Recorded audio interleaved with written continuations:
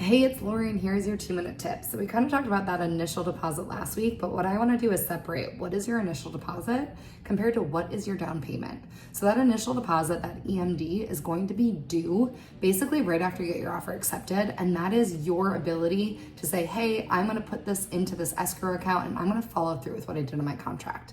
Now, the down payment is going to deal directly with financing. So that's going to be your down payment when you're looking at a loan type, right? So if you're doing a conventional loan, let's say you're doing 20% down, that is your down payment that you're putting into what you're trying to fund on this house, all right? So an EMD, as I talked about last week, it's typically that 1% to 3%. So let's say you're gonna do a 3% EMD right after you get your offer accepted. Rolling that into your down payment is gonna be due at the time of closing. So the EMD is the first initial chunk, and let's say you did 3%.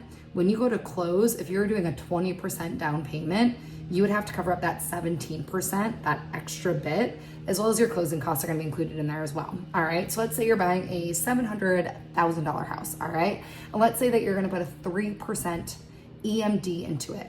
That would be $21,000 that you would have to wire to escrow after you get that payment or that offer accepted. But then if you're going to be going into 20% of a down payment, that's $140,000, right? So you're gonna see this difference. That down payment then becomes that 20%, but you still have that $21,000 that you paid already. All right, so difference is EMD is gonna be due as soon as you get that accepted. The down payment is gonna be used at the time of closing, and that's gonna completely fund whatever loan that you're gonna be taking out, all right?